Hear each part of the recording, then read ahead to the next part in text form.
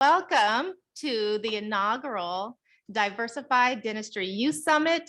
We are right here now at the pre-summit with our mentorship think tank.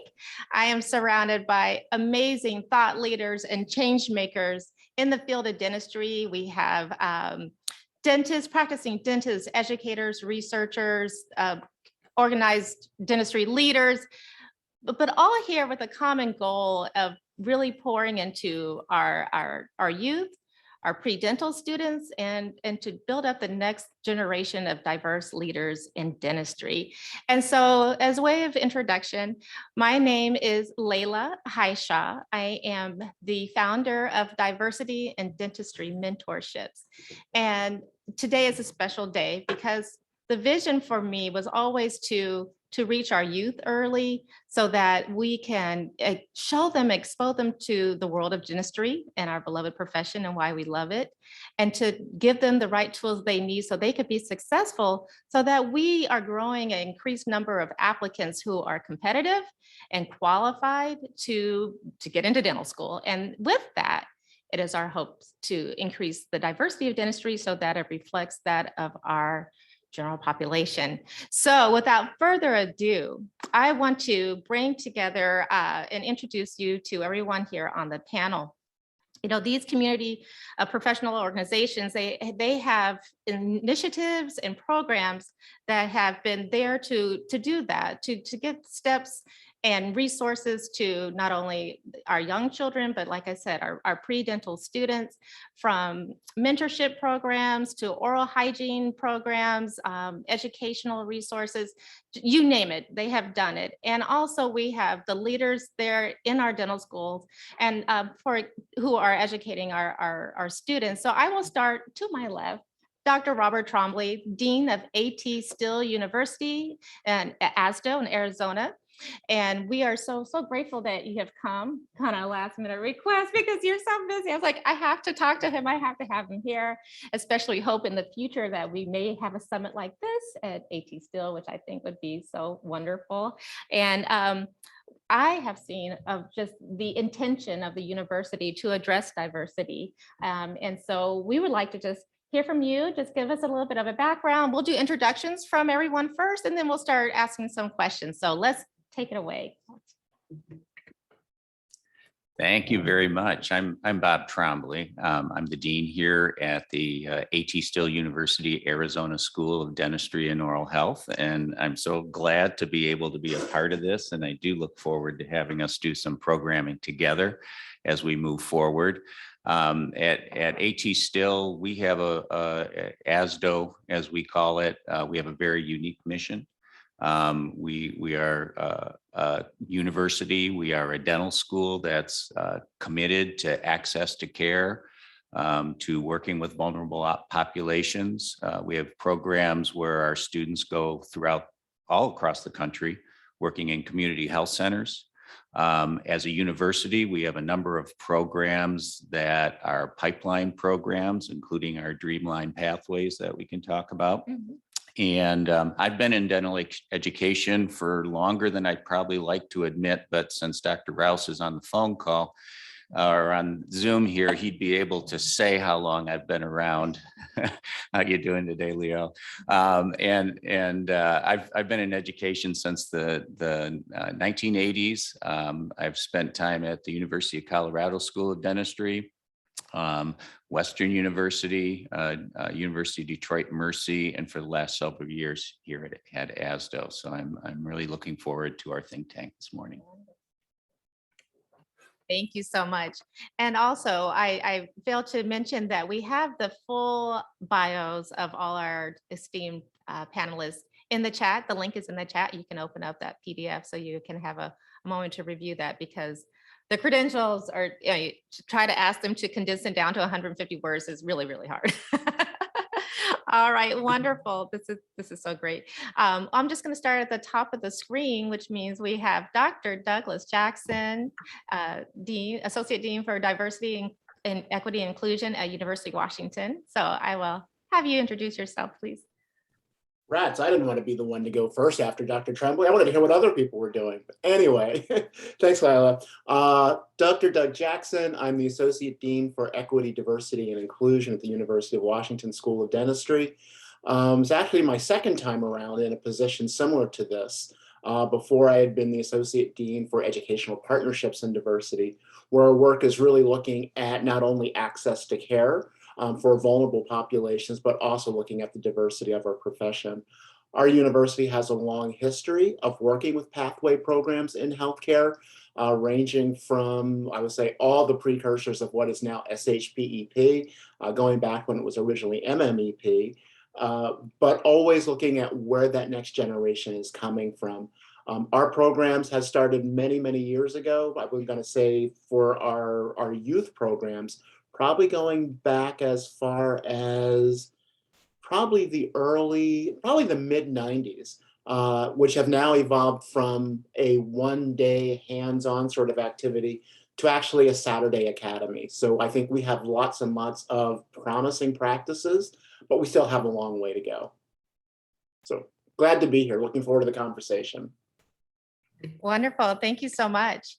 And for guests who are coming in, I don't know that if I mentioned that we're in this beautiful facility here in Scottsdale, Arizona. We are at Spur Education, who has graciously donated their volunteers and this media and all the technology and this facility in the lab that the kids are going to be just going to be awestruck when they come in. So just in case you were wondering where we are at Spur. So thank you, Spur.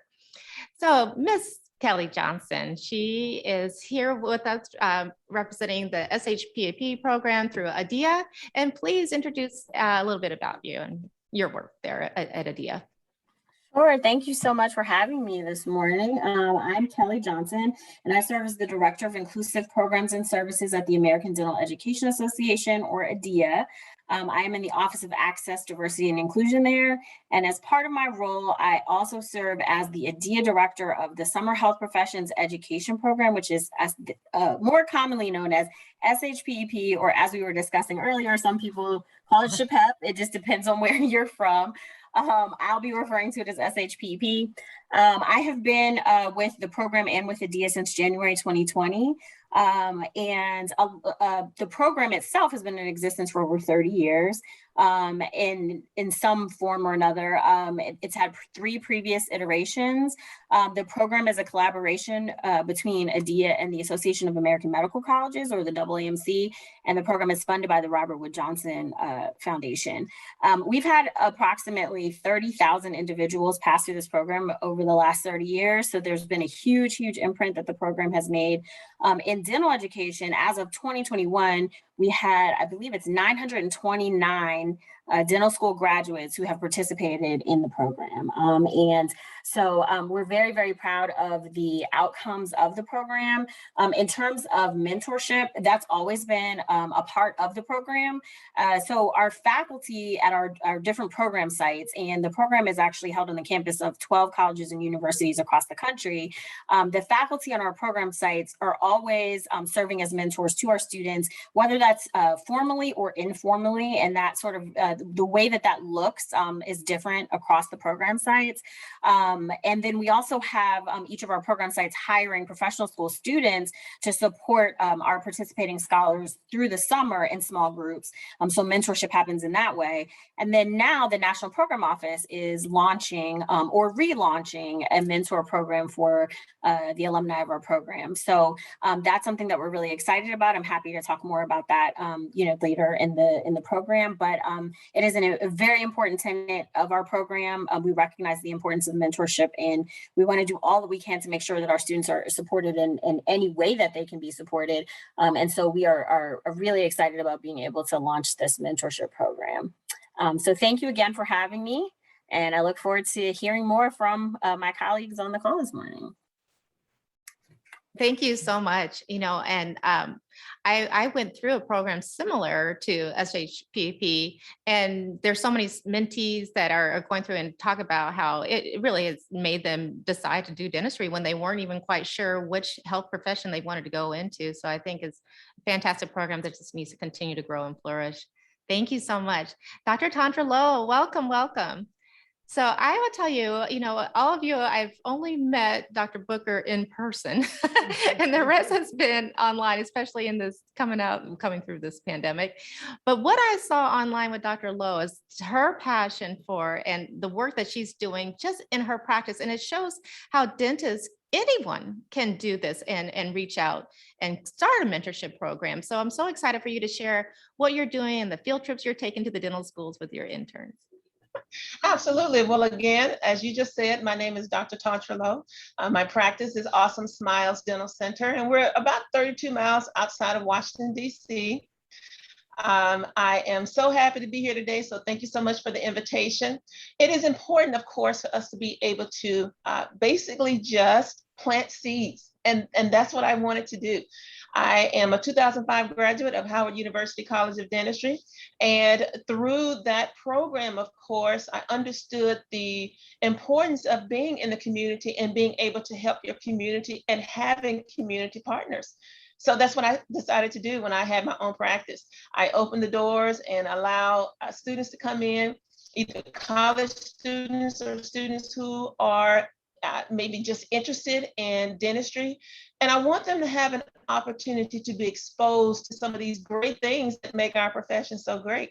I go to dental schools. I've been able to partner with the Virginia Commonwealth University School of Dentistry, Howard University College of Dentistry, Maryland School of Dentistry, and we've been able to take these students there to give them an idea of what it may be like one day when they become students and they can see the excitement that others have simply by being in this profession. So again, I'm so happy to be here. I love the fact that I am able to help students be able to gain an understanding. And because of those contacts and those abilities for them, they've been able to get into a lot of different schools. And I'm so happy about our program. And one last thing I'll say is, sometimes dentistry isn't for everyone, and that's okay, because it's all about the exposure and understanding that, well, maybe this is something I want to do, maybe it's not, and I'm just happy to be a part of a program that will allow them to be able to come in with our Awesome Smiles free dentistry program. So again, I am so happy to be here. Thank you so much. Oh, thank you. And you're exactly right. And that's what I want to express to the students, the high school students coming today. Our success is that you believe in yourself, that you can, the future is bright for you and whatever you have planned. It's just, we want to let you know that dentistry, you could be a dentist and this is what dentistry is about. And thank you for all you're doing. Isn't it amazing to think that you have shaped so many dentists out there, and then they're planting the seeds and they're giving back. So it's wonderful. So Dr. Booker, welcome, Dr. Booker. Look what I have here all the way out in Scottsdale, Arizona. Lessons in a lunchbox. So if you ask anyone, they'll say, oh yes, I know of Dr. Booker. Her program that has just grown over the years has swept the nation. Any corporate sponsor has sponsored it. And you are getting there to the students very early, not only to help them with oral hygiene and know the importance of it, but each time that they take ownership and pride in their oral hygiene, they see that a dentist was sharing that with them, and it plants seeds for them as well, right?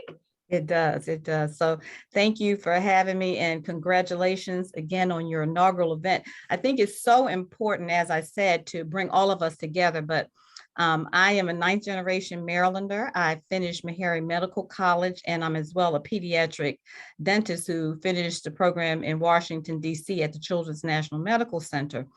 And I developed this program out of a community need. And when I learned that the state of Maryland only taught oral health education in 2nd grade, and then again between grades 9 and 12 for 30 minutes, I said, there has to be more of that we can do to help educate our children and reduce this incidence of early childhood caries we're seeing. And so I went about the business of developing this lunchbox. Just from going to the store and seeing a lunchbox there, I went to pick up a gift for my very privileged nephew, and I saw this lunchbox and it had Spider-Man jumping off of it, and the rest is history. And we'll talk a little bit more about that as the program goes on, but I think that this is hugely important, and everything, all of the programs we're doing are making an impact and are so important, and maybe we can pull them all together. So thank you for having me. Oh, that's wonderful. Yes, I hope so. I hope to all the resources that we are sharing, things that are working, things that are not, how are we going to shape and restructure a mentoring program that is effective for the population and that we're targeting to help expose them to dentistry. So thank you so much for being here as well. And then we'll wrap up our panelist introductions with Dr. Christina Miners. She's Secretary of the Hispanic Dental Association, co-founder of the BOLD program. So that is, oh, no, wait, no, we have one, sorry, not last. I got one more after you, Dr. Miners, on the screen. The BOLD program, building our leaders in dentistry. So thank you for joining. Welcome, and please tell us more about that. Yes, thank you guys for having me. So I was, I guess, happy to be invited and included in this conversation with you guys. Like I said, our BOLD kind of started off as a little passion project. I used to share Dr. Lowe's passion there with just kind of being a general dentist out here in San Antonio. I work at an FQHC here, and it really just started as, my own little passion of going out into participating in career days and getting people to shadow me and being a mentor on a personal level. And then through my involvement with the HDA, kind of it's gone a little bit snowballed and gotten a little bit bigger than that. But the main reason is because, we don't want to do it alone. If we have that reach and that ability to go beyond just ourselves, I'm hoping that we can make this a better program throughout the nation for all of our students. With HDA, the Hispanic Dental Association, if you're not familiar, we're an organization that represents all dental professionals and students. So we have dental assisting, dental technicians, our dentists and international dentists that are all members of our organization. And one of our main goals is to help increase education and access to oral care to represent, Latino and other underrepresented communities. So this message of mentorship is a big one. It's a personal one for me. But yeah, I'm hoping that we can share our ideas and help our programs get better. Thank you for having me. Thank you. And, when we were one of our first programs with the Dream Academy, I appreciate you being so generous with resources and helping to make a curriculum with that. So that is the collaboration that I'm looking for in all of us. And so thank you so much. And finally, last but not least, this is Dr. Kim Perry. She's Associate Vice President of Strategic Partnerships at Scottsdale University. And I'm so glad to finally meet you in person. I know. But also, distinguished NIH clinical and transitional researcher, and our 93rd president of the National Dental Association. So it's a pleasure to have you here. Thank you. Well, thank you very much for the invite. wait. And I'm so, You're welcome. okay. So thank you so much for the invite. And I'm really excited to be here today and excited to see some of my colleagues, Dr. Booker and Dr. Leo Rouse. So it's always good to see you. So as you said, I am the Associate Vice President of Strategic Partnerships here at Scottsdale University. And our strongest partner are the community health centers nationally, as well as NAC, the National Association of Community Health Centers. I'm a class of 88 UNC graduate, real excited about that, as well as an Army veteran. I've opened up 2 clinics in underserved areas, and I was a faculty at Baylor in Department of Restorative Sciences, as well as a course director for dental materials. Just recognizing the need for research, I went back, got my master's, and I'm now an NIH clinical and translational researcher, which my research has to deal with health disparities. I was the inaugural clinical dean for Missouri School of Dentistry and Oral Health, which is our second dental school in St. Louis, which literally sits inside of a community health center, as well as the VP and the dental director for our FQHC partner. I spent some time at Meharry. I was their clinical dean for a while there, as well as the 93rd president of the National Dental Association. I was a contributor to the Surgeon General Health report, the 2020 report on oral health in the area of substance abuse. So when I kind of round everything up for me today, it's all about mentoring. I'm currently mentoring 2 medical students and 5 dental students nationally. And advocacy is what I do. Last week, literally just last week, I was at the Arizona State Capitol advocating for oral health in Medicaid and for pregnant women. So I am so glad to be here this morning and excited to hear from all of you. Thank you. Oh, absolutely. And Thank you so much. Thank you. Okay. Hey guys, we're doing great on time. So now we can get into the nit and gritty and really start sharing some ideas here. So how this is going to go, I'll ask a few questions. You guys can bring up questions, concerns, things that you want to maybe bounce back. It's kind of always like being in a practice. Sometimes when you're in a solo practice, you don't have your colleagues to bounce information on, or how would you treatment plan this? And sometimes when we're in here and our nose are down and we're working in the community, we don't have someone to talk to say, hey, what's working? What's not working? How can I improve this? So let's all just go into it. So if anyone wants to just answer just really quickly, just to share your reason why you feel mentoring matters in increasing the diversity in dentistry. Dr. Jackson? Okay, I go back to a panel I was on probably several months ago, and one of the panelists said something that's been really stuck with me. It had a great amount of stickiness, and that was, if you can't see it, you can't be it. And I want to take that a little bit further in that it's not only seeing it, it's being able to talk to it, to interact with it, to really start developing a relationship around it, to understand each other.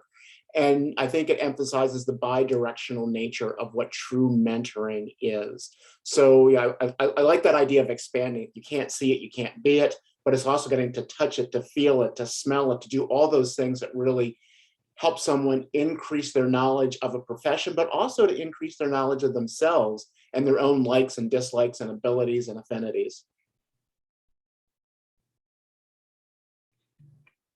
Please, Dr. Booker. Thank you, Dr. Jackson. So I think it's so important because I think in many of our neighborhoods, in communities, we don't actually have a dentist. And so many people have to go outside of their community for healthcare. And so when I became a pediatric dentist, when I went off to do my residency program, there was only one Black pediatric dentist in Baltimore City. And while I was doing my residency program, she died. And so when I came back to Baltimore, I was the only pediatric dentist in Baltimore City. And I think those numbers still resemble that in many of our cities where we have children that need early childhood caries treatment or need to go to the operating room for care, and in our rural communities as well. And so I think it's important for us to be visible, to nurture these kids. And that's why these mentorship programs that all of us are doing are so, so important. Yeah, I think I can chime in there and kind of piggyback on both of that because, yeah, definitely it is for me. You can't be what you can't see type of movement for me. And for me, my passion stemmed from my own experience. I always was that kid that was interested in science and wanted to be a doctor one day. You know, I grew up with that. I want to be a doctor. And it jumbled from veterinarian when I played with my little stuffed animals to, you know, a nurse to a doctor. But it never played out for me as dentist was never really an option. I even went to some pre-health seminars when I was in high school. And dentistry wasn't even presented as an option until I got braces myself. You know, it wasn't until I saw that change and visited the the dentist that many times, till I really considered it as a career option for me in the future. And so it really bringing that awareness to more people, making dentistry one of the careers that we're talking about. But also for some, I mean, like I said, for me, I was able to have braces, to have that experience. I'm able to visit and to have parents who took me to a dentist to kind of meet that. And so for some of our communities and our populations, they don't get that experience. So bringing it to them in the classroom, starting as early as Head Start even, I think is an important conversation for us to start doing.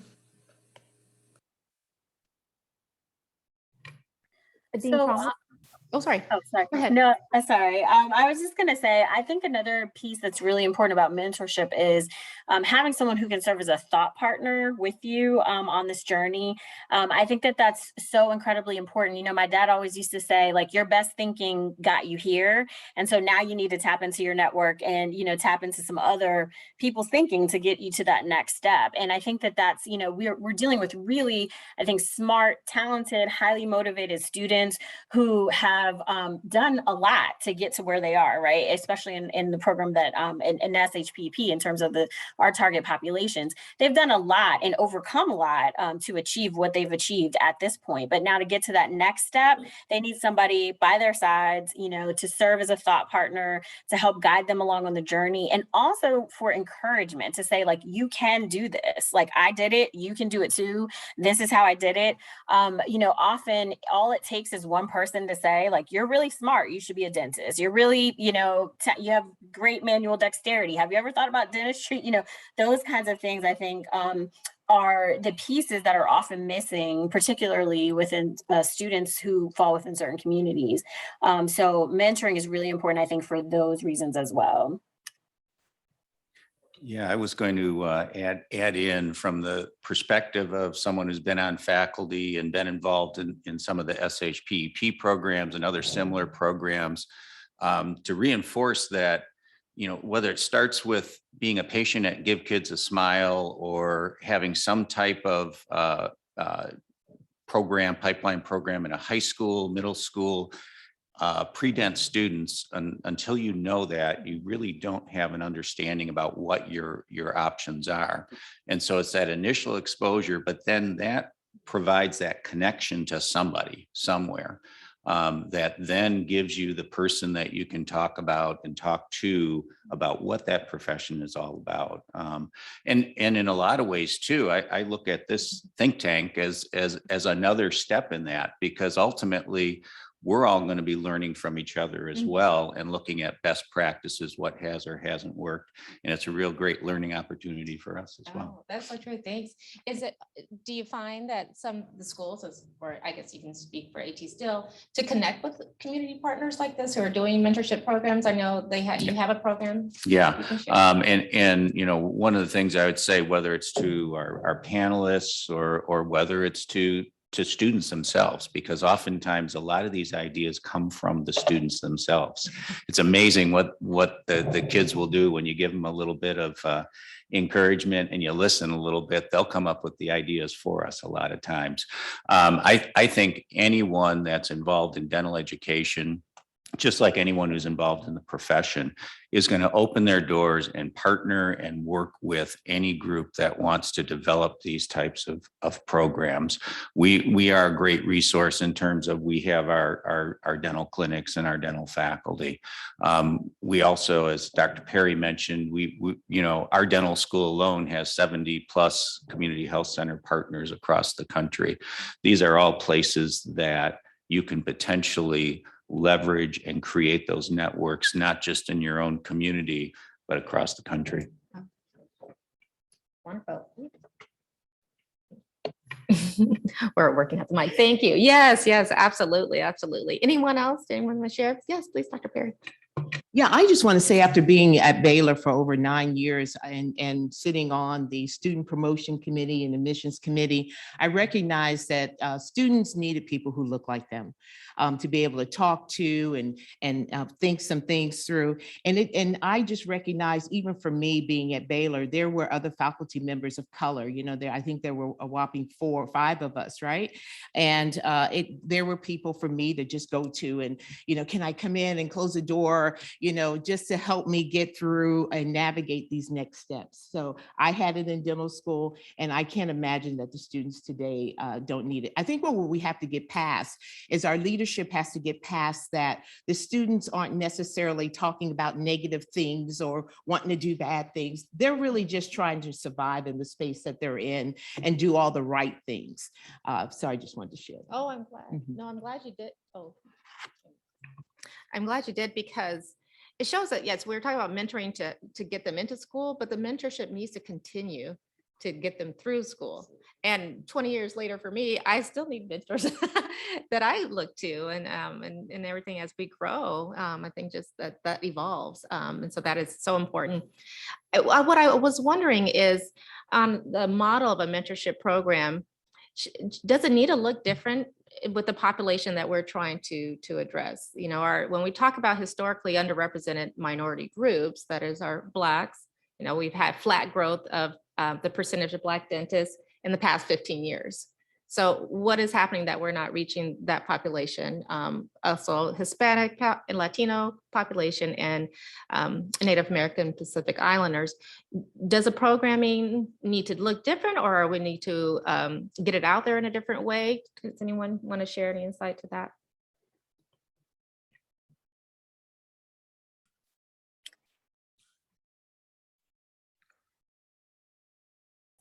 Okay. I was going, so one of the things that I think we've, well, first of all, I think everyone on this call recognizes that this is a challenge, right? Reaching these target populations and providing the support that they need. And so we've been trying to be very creative and thoughtful and intentional. Actually, Dr. Jackson is sitting on a committee with me now where we're trying to think about getting more men of color into the health professions just in general. You know, we know what the numbers are. They're not where we need them to be. And so we are trying to kind of think these things through. In terms of how the model for mentorship might look different, I think that there is a bit of like, I guess, intrusive mentorship that needs to happen, you know, where mentors are more proactive about doing the outreach and creating those connections with the students that are that need that additional support. Some students, what I've heard in my experience, and just to provide further insight. So before joining ADIA, I was a pre-health advisor. I ran the pre-health program at 2 different universities prior to joining ADIA. What I saw in my work is that many times students of color in particular are intimidated, right, by having these conversations, or you know, it's a challenge for them to you know, take the initiative to contact someone and to have these types of conversations. And so I know that, you know, professionals are very busy. You know, I often hear people say like, I want to mentor, but in some of the situations that I've seen before, it's taken the student to do the outreach to the mentor. And I think that can be really challenging. It may never happen, right, if we wait for the student to take that first step. And so I think coming up with a model where the mentor is doing the outreach, the initial outreach, and also kind of checking in, you know, along the way, just, you know, trying to keep the lines of communication open would be helpful to keep that student engaged. You know, we have to take into consideration that while I know our mentors are very busy, the students are also really busy, right? And they are being pulled in a lot of different directions. And so any additional support that could be proactively provided to them, I think is critical for success in terms of what a mentorship model should look like. Kelly, if I can jump on and add to a little bit of what you said, you know, what I think of what our biggest opportunity is to perhaps change this is it is about the relationship, but it's a different, more in-depth relationship. So I like, Kelly, that you called it a more intrusive sort of piece. And I think it needs to be intrusive because too often, as a person of color, our students are coming through this and going through a system that was not made for us, feeling like they're always working from a deficit. And we as mentors can help them see the assets they bring to the table. If we go along the same sort of process of telling you to do this, this, this, and this, we're also playing into the deficit sort of mentality. Kelly, you mentioned all the things that our students may be doing. These are things that maybe students from the majority communities are not having to do. They don't have those privileges. So let's talk about the value from having to work, the value of having to take care of young children or elders or other sorts of things that majority populations don't see, helping them find their strength and what unique pieces they bring to the table that actually add value. I don't want to say, I think our biggest opportunity is to stop making this transactional, but really start to understand what is the makeup of this person who I'm talking to, or this group of students or pre-health professionals that I'm talking with? Where are their passions? How do we help them grow that and leverage that to get to where they want to be?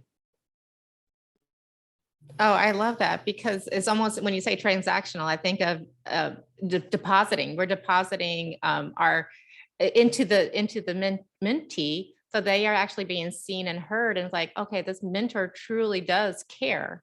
And then that relationship then flourishes from there. And I would like to just also comment that, you know, because there's so few of us dentists from these groups, that we're kind of stretched, right? There's not that many of us to go to reach these populations. So it's incumbent upon all dentists of all backgrounds to be mentors, but to specifically try to pour into these students. Dr. Lowe, I'm sorry, were you waiting to come in? I was. Thank you so much. I just wanted to add that all of those things that have been said have been fantastic. I think also, though, excuse me, it's incumbent upon us, those who really want to participate in being a part of the solution and not just a part of the problem, to actually build those relationships with sometimes those people who are in the schools that actually help to guide these students. A lot of times students have no idea of the pipelines that are already established by certain universities to actually get into the field of dentistry and any of those other professional occupations, simply because the information wasn't shared with them. If we were to go out and talk to the career counselors to let them know that we are excited to work with their students, that we are interested in working with their students, I think that will go a long way as well in building those relationships that could be key in helping these students to be able to understand those things.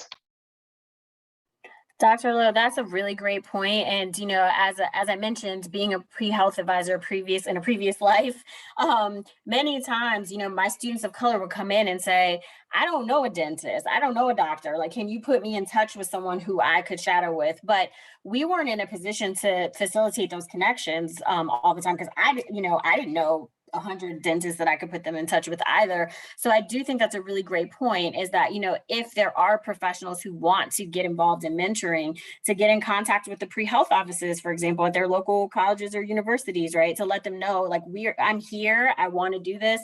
Feel free to send students my way. It would have been so helpful to have gotten those kinds of messages to help, so that I could help my students build a network, right? Because many of them, you know, some of my students who, you know, were from privileged backgrounds. I mean, their parents had friends who were dentists, or their parents were dentists, right? Like, they had those points of access that my other students didn't have. And so, you know, just trying to help them build that network. So I think intentionally, it would have been great to have that kind of outreach from, you know, clinicians around our university who were available for those opportunities. Kelly, you know, I would say a word of caution with this, though. And what I found, and this is one of the things that we find at our university, pre-health advisors are wonderful, but they know medicine really well, and they know about this much when it comes to dentistry. So they kind of transcribe it. Well, if they do these things, if this works for medicine, it probably works for dentistry as well. And we're a completely different beast. So I think that pre-health advisors are a great place to start, because they can help the college student navigate their college local environment, especially when it comes to coursework. But when it comes to actually the things that make you a competitive applicant, they probably need to be in touch with the dental schools and those admissions people to know about that particular work that really many pre-health advisors can't provide. I will say the depth or the uniqueness of what makes dentistry different from medicine specifically. I so agree. And I think the beauty of what I'm hearing today is that, you know, it's our journey, right? And our journey has allowed us for a time such as this, and to be able to have the passion and do all the things we're doing. One thing I've noticed just for the short period of time that I've been here in Arizona, I got here in 2017, and I've had the opportunity to run into some college students at church, right? My pastor's wife are just bringing me these students. And what I'm finding that it's really been odd to me, these students have the grades, right? But their challenge is they don't have those touch points, as you all were talking about. So I've got two that want to be physicians. I'm a dentist. I'm like, well, I can't help you, but so much. So I just connected them to my physician colleagues. But the thing about that is, if God has put it on our heart to mentor these students, we just can't turn them over.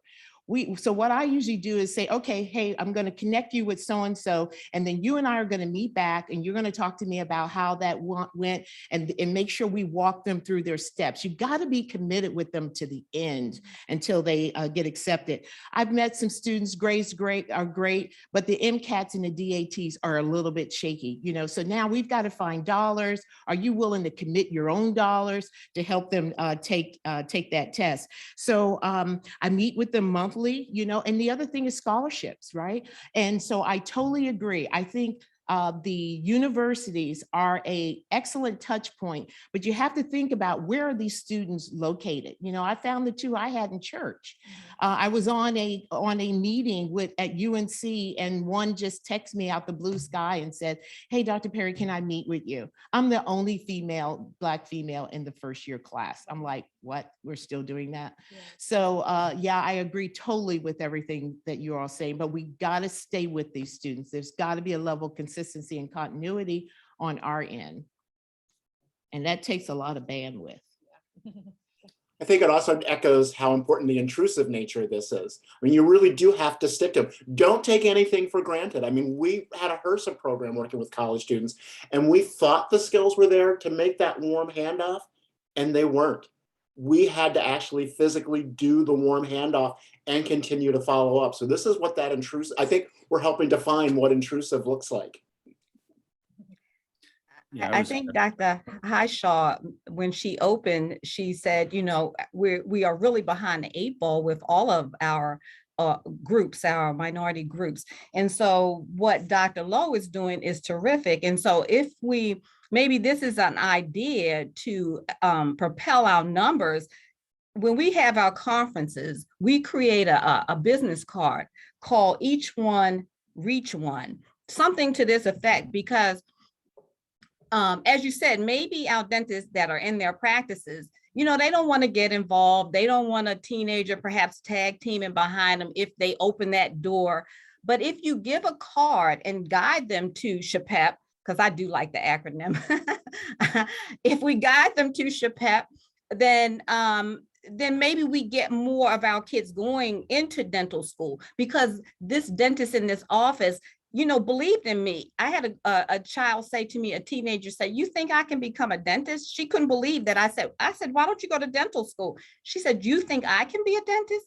Well, you have great grades. You have a great personality. Why not?" So I think Dr. Lowe has certainly given us a template how to start, but then how do we bring our colleagues along, just as Dr. Highshaw has said? And so I think that may be something we can maybe put in our think tank to consider, because I mean, what skin is it off of anyone's back to give a kid a card that says you can become a dentist, or I believe you can become a dentist, and give them the pathway to get there.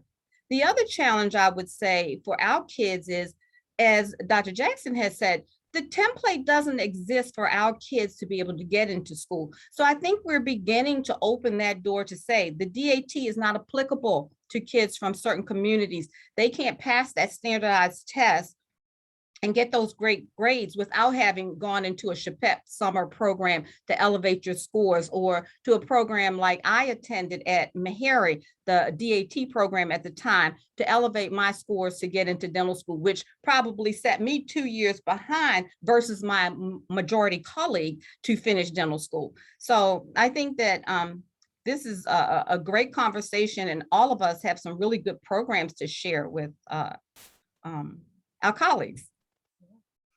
Yeah, Dr. Booker, you beat me to the punch, so to speak, because when Dr. Perry mentioned, you know, the DATs and the MCATs and all that, I think we clearly know that they have very limited usefulness in the admissions process. So I know some schools, including both AT Still schools, are exploring how we can move away from standardized tests like that.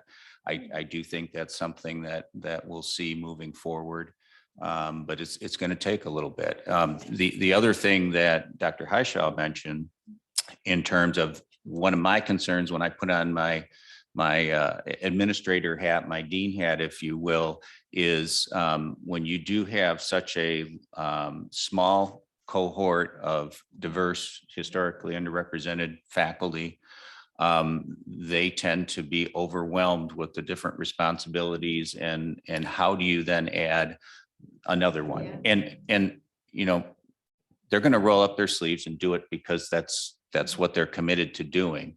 But are there ways, and I thought it was a great idea to reach out more to the community dentists and share that. The other thing, and I know Adia has been putting together some toolkits in varying areas in diversity, equity, inclusion that have been very helpful. But I think the more that we can reach out through faculty development of my own faculty to be able to train them and help them become mentors as well.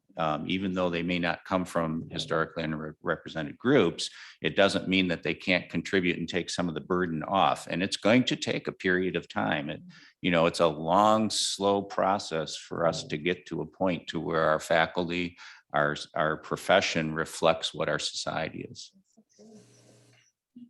And I can kind of, Dr. Perry, sorry. I guess just kind of piggyback on that too, putting my HDA organization hat on, really supporting them through NDA or HDA membership. I think sometimes that's a barrier for a lot of our faculty to even be involved in these organizations, sometimes because of the cost. But when we do have those faculty advisors who are also active members of these organizations, I think that really helps benefit them to be active mentors and supportive mentors with the support of these organizations to help them too. So that's something that and even now our newest one, that our DDS organization kind of being a part of that as well. So I think that's a conversation to have at an administration level or admissions level to really support our faculty or our diverse faculty with that. I would just like to say that, we were just talking about mentoring and faculty of color. In some cases, mentoring has been a detriment to faculty of color in terms of their growth and development and their promotion and tenure, but they do it anyway because they know that without them doing that, those students that they're there to help and assist may not be successful. So, we often talk about, so we need some sort of a paradigm shift. We say we don't have enough faculty of color, but then when you get the faculty of color in, they're doing all the things, they're the boots on the ground that we know that those students need to be successful. But by the time they look up at the end of the student's fourth year, they haven't done all the things that they needed to do, similar to their colleagues, to be able to either be promoted or continue along their trajectory. Kim, I think you've made a really important point, and that is when we think about what the Academy's responsibility is, it really to turn the focus on justice. Recognizing we have a system that was not made for people of color and recognizing this tax or burden that faculty of color have. What's the currency we put on this work that they're doing? They shouldn't have to do it for nothing or just because of their passion. It should be rewarded just like other things are in terms of scholarship and research and other innovations that we put in. And that is really having the Academy rethink what merit looks like. That's a great point, Dr. Jackson. And to just piggyback on something that was said before, so ADIA has developed this faculty diversity toolkit that's available for free on our website. And it provides lots of tools and resources and just best practices on recruitment and retention of historically underrepresented individuals on, in particular, dental education faculty, but it's transferable to all different sorts of career pathways. And one of the things that's discussed in the faculty diversity toolkit is this cultural tax, right, that our faculty of color are burdened with, and talking about some of the solutions or strategies to help offset that burden. And as Dr. Jackson was saying and Dr. Booker was saying, like making sure that those sorts of things are rewarded in the same way that other aspects of being a faculty member are, and recognized for the worth that they bring to the table. I think that's extremely important. But one of the things that we're starting to also talk about at ADIA is about moving away, not necessarily saying that there isn't a need for programs, but moving away from the focus on programs and looking more at systems, right? Like what systems are in place that are acting as barriers for faculty, for students, whatever the case may be, and thinking about what needs to change, right? Like we all are, well, many of us recognize the importance of diversity within dental education and in dentistry. And so if we recognize that, what are we willing to change to make that happen, right? And so it's one thing to say that you support it and that you see the benefit, but something has to something has to give, right, in order to have the outcomes that we're looking for.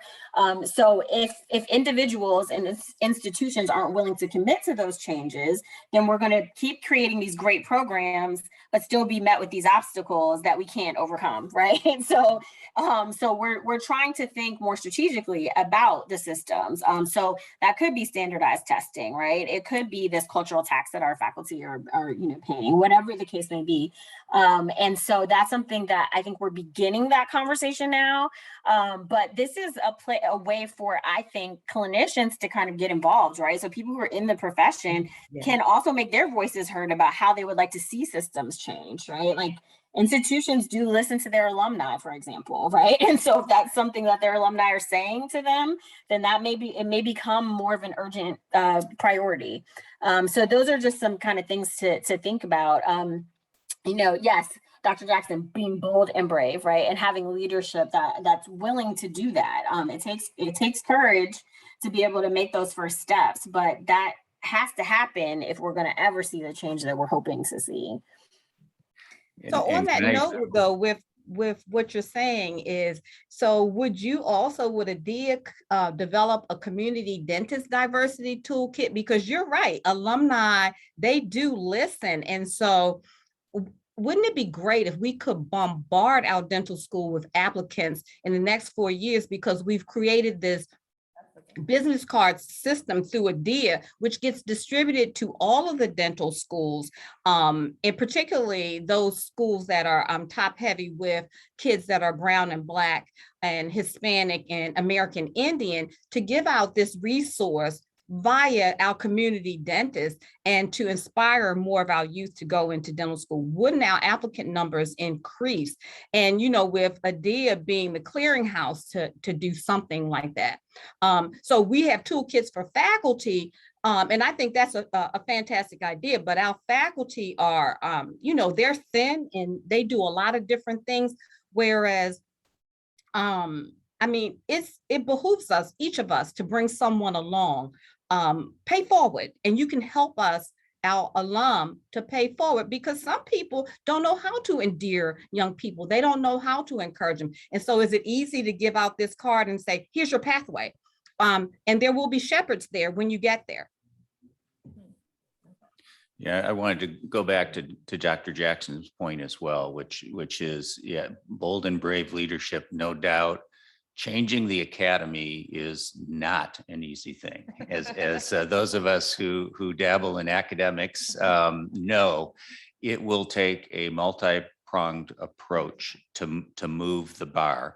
It has to come from the administrative leadership of the units like myself. It has to come from the leaders within the faculty senate. I think it has to come from ADIA and representing leadership across, and it's really at the highest levels of the university that change needs to happen, because I can't necessarily change it within my school unless it changes at the university level.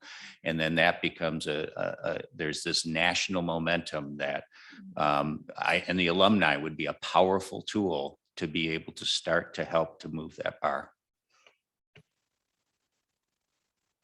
Oh, wow. This is just amazing. I cannot wait to get this out and share it with just the organizations, the schools, the educational systems, and dentists. Thank you so much. What I'm hearing too is that this toolkit needs to be provided for our dentists that are practicing to reach out to their patients and their community, and also within our dental school to help with the students there to help them succeed, and for our faculty. So we have a lot of work to do, but at least we are bringing up some really good points that even I would not have considered. So thank you for sharing that. Oh, I was just wondering, where are well, we know there's challenges and so many things, but specifically when you're starting your programming, are you seeing in funding or recruitment? What has been your challenge? And then maybe someone can say how it's been successful for them in that regard.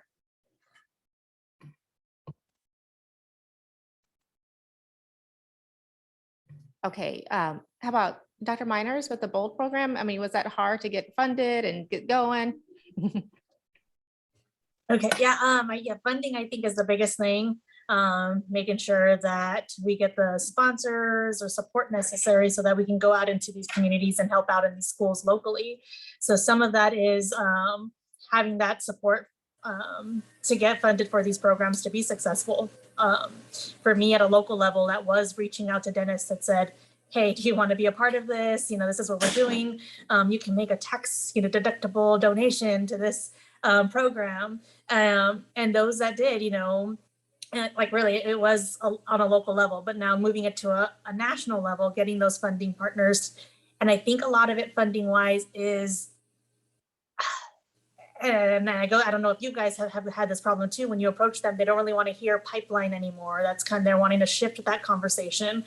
And it's really, I feel like we have all these different programs kind of doing the same thing. And so it's hard for them to support an individual program when they're maybe already supporting something else, someone else with the same model. So really, I think then the great thing about this think tank is kind of getting us to work together on a model that's more cohesive, that we can really move forward together and be stronger with that. I think, because I think that's the problem I've had approaching sponsors and funding. It's kind of like, well, I've heard this already, what else do you have? So yeah, I think that's kind of my barrier right now. Right, and they need to still hear it because it's still a problem. Yeah, for sure. And I think the other problem, and I think that Dr. Haisha, you did great because you shared your presentation with me as well. It's kind of, that collaborative effort. But also, like I said, I'm kind of like Dr. Lowe, a private doctor or private dentist doing this on my own level. So I made my own PowerPoint presentations, grabbing stuff from the internet. And then afterwards, I'm like, okay, well, this is a copyright infringement, or I have to have like rights everywhere in this. I don't have my own dental pictures and my own research to kind of back this all up. So really rethinking that so it looks more, professional and able to have this across at a national level, and having that support to access to that database of, pictures we can use and information and education, research information that we can use appropriately. Mm-hmm. Dr. Lowe, do you want to share just a little bit of how, sorry. Go ahead, Dr. I'm sorry. I really appreciate that question because with Lessons in a Lunchbox, we tend to run out of resources every year. And part of it is because it's a tangible product. We need storage space. We have plenty of volunteers thanks to the SNDA and ASDA. So we have plenty of volunteers. Even the students at the University of Maryland and Howard, they come over and help us package the lunch boxes. So we've got a lot of hands on deck, but we just need a warehouse, and we need additional, I guess, more funding to be able to service all the people that register for the program every year. So it has grown. So what do I do with it? I appreciate any ideas as to where it goes. I tried to hand it off to Adia so that everybody could get it from them, but no response as of yet. So that there's a central location for Lessons in a Lunchbox, and anybody who wants to register for the program can. And that's how it's set up right now. But because of the growth and development it has experienced, that has been one of our challenges. Thank you. Thank you, Dr. Lowe. I was just wondering if you could share a little bit of how you got started and to make it a blueprint for some other dentists who want to do something similar. Absolutely. I can tell you how I started. One boot in front of the other, And so it was just something that I wanted to do. And so you talk about funding, the funding actually is all internal. And so I'm actually working with some community groups and some other partnerships, some other partners in terms of trying to develop a program whereby which we can work together, because there are a lot of other programs in the community, potentially where you are as well, that are trying to do some of these same things. And so when you can partner with people who have, the same like minds, who have some of the same goals in terms of trying to expose students and plant seeds and get them to a place where they haven't been before, sometimes you can do some better and some greater things. But like I said, with me, funding is internal. And so everything is just the way it is. But one thing I also will say is that you sometimes have to be creative in how you speak to students and how you actually get them to buy into what you're trying to do, because it has to be a win-win. And so the exposure that as a general dentist, you allow yourself to have when you bring other people into your offices and you expose them to your practice, you expose them to your patients, you expose them to things that you do, you have to be very, very careful, and you have to really, really want to do it. Otherwise, you'll do like you'll do like other of our colleagues do, and that is just say, no, I don't want to do this. I don't want to learn how to go and, make my office proof positive that you can come in and do some things. I just don't want to do it. But it's incumbent upon us to be able to share our experiences with our colleagues in hopes of bringing them along so that they can become those mentors as well. And, not everybody's an extrovert like I am. Some people are introverts and they don't really want to have a whole lot of connectivity and a lot of conversations with other students. And that's okay too, because you can still use them as a pipeline to be able to help these students. And so I just encourage everyone, if you're a general dentist, if you are someone who's in this community looking to help someone, just do it, because you can do it, you can be successful. And again, the students are so, so appreciative, and just be like Nike and just do it. Well, I definitely, when we get this recording out, we need to get to the corporate sponsors to say, hey, there's a whole bunch of programs, but I need to also take a moment to thank ADEA, American Dental Educators Association. They are title sponsors of our youth summit, and I was just, Kelly, I was just so moved to see that outpouring support.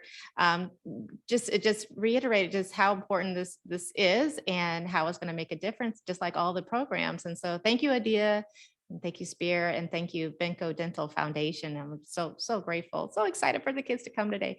And then also, there are some questions. If we could just take a moment, and we'll go back and kind of go through, summarizing our points. But there is a question here from Dr. Alston. She's our current president of the National Dental Association. Thank you for joining us.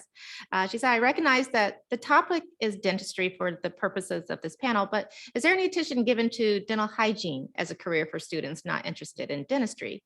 Dental hygiene for students of color faces challenges too. All right. You want to speak to that? If I could just say something very briefly, I actually had a student, and not all students want to be dentists. Some of them think that they want to be one. They don't know yet. That's the reason why we plant these seeds in hopes of being able to give them some sort of guideline and some sort of parameters by which they can find out a little bit more. But I actually had my program specifically for people who were interested in being the dentist. But I had a couple of students who wanted to be hygienists. And needless to say, I certainly didn't turn them down, because in this profession, we have all of us who need some help. We need dental assistants, we need hygienists, we need front desk team members. All of us together make our offices the way they are and help us to be able to provide the healthcare that the population needs. And so I think it's great when you can have those relationships with other schools to be able to allow your mentees rather to be able to come in and see what they do as well. I actually took my student to 3 of the local hygiene schools, because that's what my student needed to be able to make the best decision for what she wanted to do. And I wanted to make sure that I was there to help. I appreciate Dr. Alston's question so much, because I think that as a pre-health advisor, this is a real challenge, right? We have students who come into our offices and they only know about being a doctor and maybe being a dentist, right? But most of them are coming in saying, I want to be a doctor. And then, and they're not always open to hearing about other possibilities, right? I think that one of the things that I made it a point in both of my offices at both of my institutions, and they were pretty prestigious institutions. These students were coming in with the sole focus from the day that they came in going to medical school. So, having someone say to them, well, maybe you should consider physician assistant, maybe you should consider dental hygiene instead of dentistry. They're not always open to that message, but I think that what's really important is to make sure that students know that those careers are an option. Many times they don't even know that, right? So it's kind of expanding their perspective on what healthcare means, and that there are so many different roles that they can play within the healthcare system, and talking to them about what those are. So as you're educating about, say, medicine and dentistry, also presenting the fact that you'll be a part of a care team, and these are the people that are on those teams, and this is what they do, and these are great options for someone who maybe, medicine isn't for everyone, dentistry isn't for everyone, but there are these other opportunities for you to be able to use some of those same skills that you would be using, right, to do some of this work, but in a different capacity. So I think that it starts with, and this is true, I think, for all health care careers, right, is awareness and attraction very early, right? Making people aware of these career paths and then doing the work to attract them to it. So at ADIA, I think we just recently, I would say maybe like in the last 2 to 3 years, have really been putting a lot of effort into the allied dental professions, right, and in those programs. And so we have a really great person who's in that role at ADIA, who's very active and kind of bringing those institutions and those programs into the fold, and working on professional development and thinking about how to do outreach to the community and those sorts of things, and kind of trying to motivate in that way. So that's something that we're working on. I think that's something we could certainly be doing better, and we're doing the work, right? We're trying to get better in terms of our outreach to those communities. In terms of attracting students of color to those careers, I mean, I think it's the same challenge as trying to attract them to dentistry, right? It's just, it's going to be a challenge, and there are going to be obstacles that we have to overcome, but we have to be committed to doing the work to make sure that they're aware, to know that they can do it, and then to provide them with the resources and support to get them on that pathway. Kelly, you bring up a really important point here, and this is, it really is defining what mentorship is. And I think I'm picturing you in your office and someone comes in and you're trying to tell them about dental hygiene and all these other careers, how much of that do they really hear? Because they're committed. They walked in the office saying, I want to be a doctor. And this is where we get to flip the script a little bit with what true mentorship is. And this is us being really good listeners. And as a listener, really working with students to ask, what's their why? Why do you want to do this? And really making them talk more and more, and asking questions that help them either have laser focus that reinforces what they think their why is, or maybe have them start to question what their why is, which then opens the door for them to perhaps be open to listening to other things that they may be more well suited for. But us talking about these other opportunities is not going to go very far. So I think as mentors, it's really helping them understand their why. And really, once again, we're defining that intrusiveness once again. This is your, they've opened the door. That's right. And when we talk about like what is mentoring, I think coaching is a piece of that, right? So as you said, like asking those powerful questions and saying like, well, why do you want to do this? And, asking a student to articulate their why, many times that's the hardest thing for them to do, right? To be able to say, like, to point to specific reasons as to why they're choosing this career. Because, as I mentioned, sometimes it's just because those are the careers they know about, right? It's not necessarily they've been able to sit down and be thoughtful and intentional about why it's this career that they're choosing. So I think having a mentor there who's able to ask those questions and then help to like actually facilitate a conversation about that. That's going to be important to them too. Once they get to the point of application, that's going to be the question they have to answer, right? And many of them have a difficult time doing that. So if they can start with their mentor having those conversations, it only helps them to be more intentional and thoughtful and successful in the future. Yeah. If you don't start with that part of listening and really carefully asking the why, the relationship suddenly very quickly turns into a transactional one. What do I need to do to get to there? And that may not be where that student needs to be at that time. They need to be asking the question why and really exploring their why. Yeah, I was going to mention that we have a lot of non-traditional applicants into our program. And I think a pathway for someone to go through as a dental assistant is actually not a bad pathway to go to get to ultimately, maybe it's just they stay a dental assistant and that's perfect. But we have a lot of applicants that come to our program that have been dental assistants or other career pathways. We're better in a private practice to mentor somebody for, you got them every day, to be able to help them then figure out the way to, whether it's maybe community college or, taking classes at night, whatever it happens to be, that could be another pathway for us to get more diversity into the profession. Yeah, I love first of all, I want to say good day to Pamela Austin, who's my NDA president. So good morning. But I think the why, what's the why? I love that. That's literally part of the key, because the why takes them to some level of success, right? Because if we take them in a different direction that they're not successful in, then that becomes a problem, because success improves population health on whatever level it is, whatever level they ended up, whether they become a nurse practitioner or a physician or a dental hygienist or a dentist, somebody's oral health care or somebody's care got improved along that journey. The other thing I wanted to go back to, Christina made a point earlier about sponsors, that sponsors don't want to hear about the pipeline. So my question to you, Christina, what is it that does intrigue them? Because that would be very helpful to individuals who are, plowing forward, trying to do that. And before you answer that question, the other thing I would like to say is you start with the endpoint, right? Who would benefit from a dentist? So if you're looking for funding, who would benefit from a dentist, a physician's assistant, a nurse, or hygienist? And my thought would be a community health center.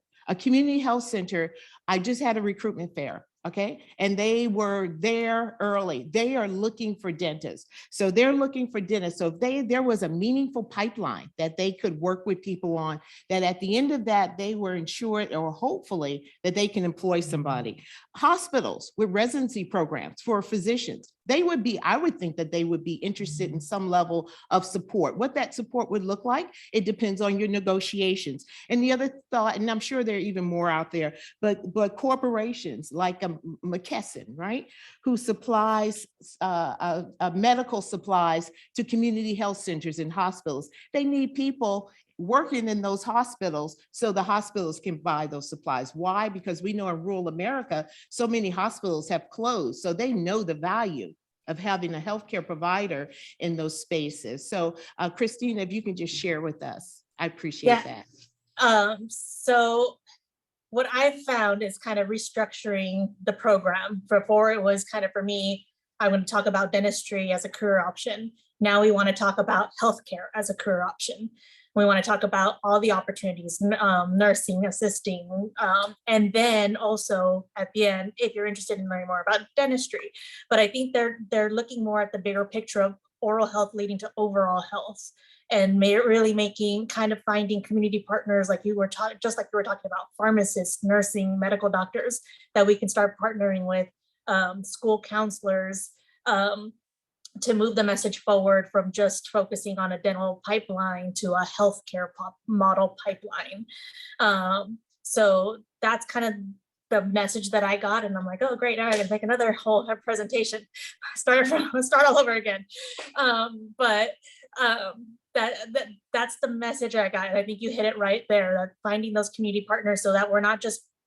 I think the thing was, for dental, when we focus there, then we're always looking at the same sponsors, Colgate, Crest. We're looking at those same people and drawing from them to support these programs. When we open it up to more in a medical standpoint, then we have more potential partnerships that we can. We go into nutrition based, then we can start looking at other, other avenues of sponsorship as well.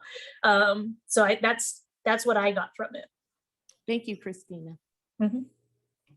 Dr. Perry, an interesting upstream partner that we just accidentally stumbled on is actually dental benefits companies. As they're selling their benefits to organizations in our area, it's Boeing, it's Microsoft, it's all the big areas. The question is, let's look at your diverse group of employees. Let's think about what their needs are, what they're looking for in healthcare providers. They're looking for parity. They're looking for providers that look like them. As a dental benefits company, how do we help? What's the role and advocacy that they can play in helping diversify the pathway. So they're, they showed up out of nowhere, and we love having them as a partner now in this work, because they are really taking it farther upstream as this is what the community needs. This is what the community wants. We've heard this from the community. Let's us now invest in helping the community be successful in having their needs met. Great. Yes, thanks. There's another question, and then I knew this was going to go too fast, but I think we're going to need to take the show on the road, guys, because we have more to share. This is a great question, and a lot of mentors ask me this when they're considering joining with Diversity in Dentistry Mentorships, but what does mentoring program look like? Are you meeting monthly, weekly, yearly? Is it online, virtually? Or are you meeting in person? How are you recruiting? So there's all this that we are considering, when this passion project, as far as Diversity in Dentistry Mentorships, was that it was a passion project. I was on a Facebook community, and we were just sharing resources and reaching students while they were home-based school learning, having webinars, and then it just, kind of split into also addressing the pre-dental students who already know that dentistry is their career path, but just needed someone to hold their hand. So it was all virtual. And what I found to be a challenge was just how that platform was going to be for the dentist, the mentor, and the mentee. Are they going to meet on a Zoom or a Google Meet or a FaceTime?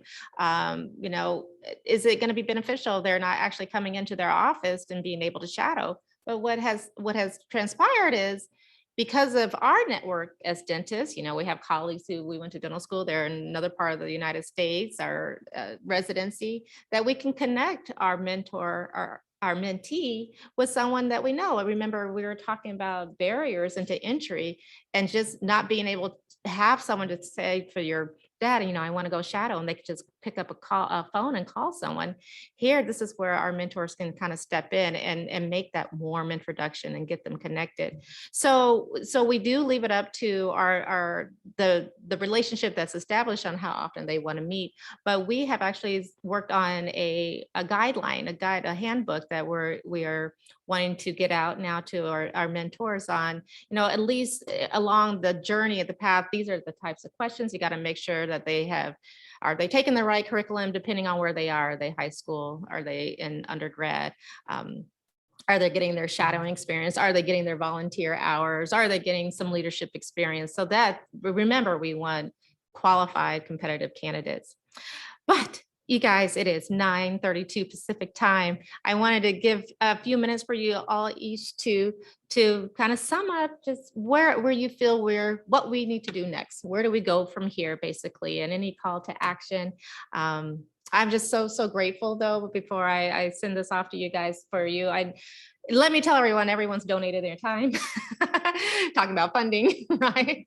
We hope in the future that would not be the case, but thank you for sharing your time and your talents here with us. This is going to go, we're going to spread it broadly to institutions, to dentists, to corporate sponsors, and our friends in dentistry, basically, so they can see this is our work we're doing. This is what we're passionate about. This is what needs to happen so we can make a difference. So we'll go around with you. Start with you, Dean Trombley. Thank you again.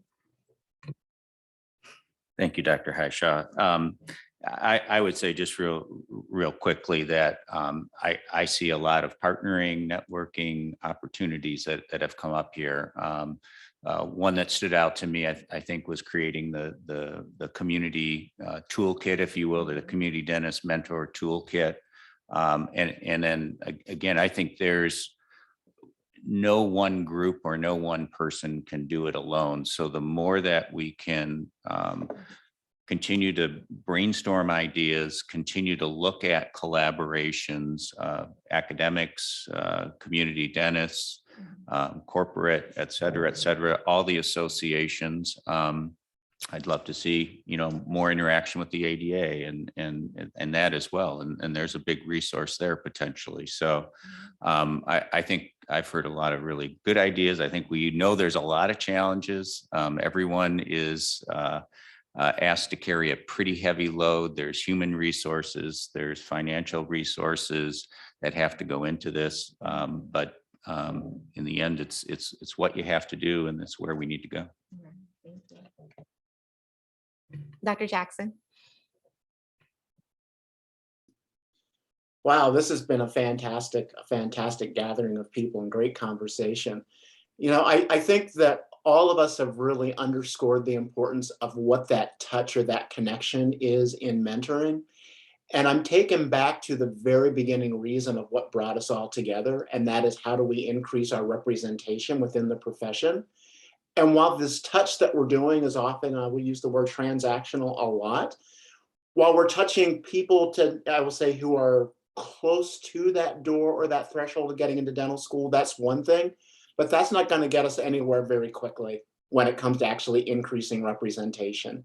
So this work of mentoring, when I think of what our biggest challenge today will be, it really is reaching a younger group of people to increase the likelihood that they see oral health professions, oral health careers as something that they would really want to be interested in, or at least well prepared for if in fact this is the direction that they want to go.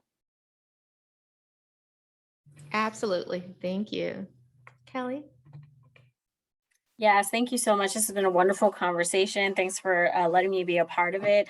Once again, to piggyback off what Dr. Jackson said, because he's always on point with his messaging, definitely going deeper into the pathway and the pipeline, and reaching out to students, doing outreach to students who are much younger than I think where the current focus is.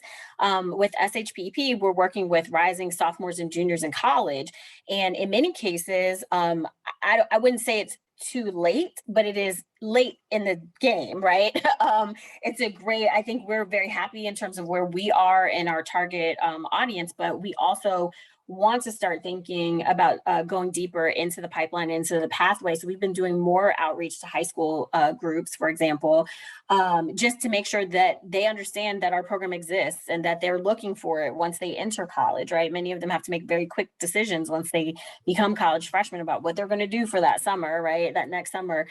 So thinking about that, but also how we can go even deeper than that, right? Middle school, elementary school, to once again increase awareness and attraction to this profession, I think is really key. And so when thinking about mentorship, it starts early, right? It starts very, very early. So doing things like what Dr. Lowe is doing, you know, and other practicing dentists when they have children in their chairs. I mean, that's a captive audience right there to talk to them about being a dentist, right? And so starting even that early. So in terms of next steps, that's what I would really like to see in terms of, you know, the profession, just doing outreach to as young as they come, right? To let them know that this is it's a possibility for them.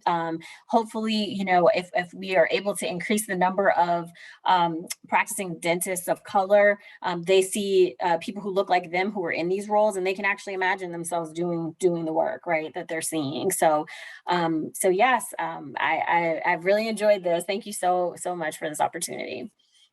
Thank you again. Dr. Lowe?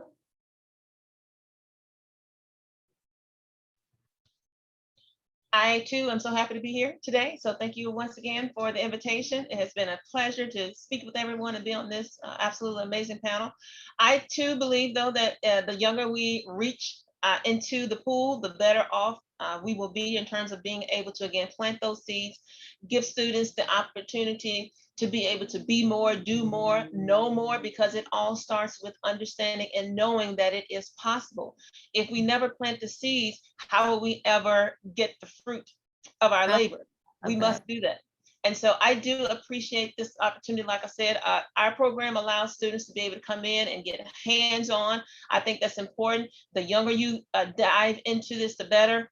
Forming those relationships with the career counselors so that they understand as they move forward that the earlier they begin to get those things that are necessary, like good grades and having the exposure to maybe having some shadowing hours and things like that, the earlier they begin, the better off they're going to be and the more competitive they are going to be, because that too is a part of what we want to try and breed and to grow competitive applicants.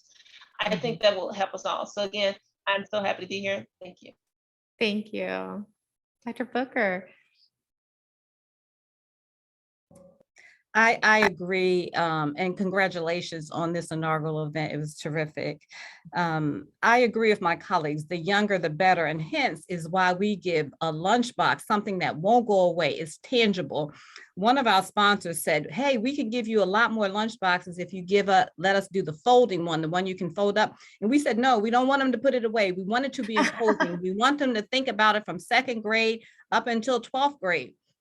So one of the takeaways, I think, is, and I think Norwood, Clinton Normore had talked about this, but for us to create a clearinghouse, so someone who wants to be a mentor, they may prefer 2nd and 3rd graders, or they may prefer high school students, and for us to have a clearinghouse where our colleagues can reach into, if we do move forward with giving them this card that says each one reach one, and they say, you know, I can mentor a 2nd grader, but I can't talk to a junior high school student. So I think creating a template like that, but also finally, I would say that creating a course in dental school to teach us how to become mentors, because we want to continue to keep our profession strong.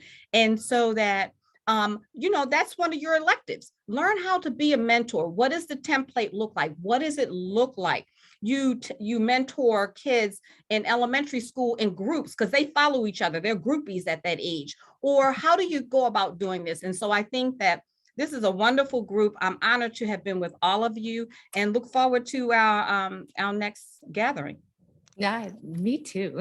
Thank you. Thank you, Dr. Oh, and you know, also Dr. Booker, this was also for her believing in me as a sponsor. She's like, Layla, I see this bigger than you just doing webinars and panels. Let's get a think tank together. So thank you, Dr. Booker. Dr. Miners. Hello. Yeah, this has been amazing. So thank you for all of the ideas and I guess collaboration and everything. For me, my call, I guess, to action is, I guess, being more involved with leadership positions, kind of at your local level, national level, so that we can get these ideas moving forward. I think that's kind of been my help or saving grace on the bold level, because if I had stayed kind of just doing it myself, you know, like I said, more can happen when we're doing more at a higher level. So one call to action is getting more involved with leadership level so that we can work to move these programs forward and have more of a voice to move it forward. And one of the things that has really, I've seen even with our BOLD program, we used to go out into the schools and do this a lot easier. In the last year or two, it's turned into webinars, or it's turned into schools saying, you know, well, we can't, not right now, no in person. And really trying to get them to open back up to us. But I think what the pandemic has really showed us is an increased disparity. A lot of these students are now, we're already kind of at a lower non-competitive level. Now they're even more so, and they're trying to play catch up. And now, you know, how is this going to look on their future resumes? So I think one of the things that we brought up, really changing that conversation at an admission level, looking at more of a culturally competent applicant instead of instead of someone that's based on just grades. I think that's going to really be a new conversation that we have to have because of this pandemic. I think these students are at risk for that. And as much as we can help them, you know, have these programs in place to help them, you know, if these test scores are still going to be a barrier to them, it's going to affect the future of our dental leadership and profession. So yes, starting that conversation, creating that toolkit, I think would be amazing so that we can all help at our levels.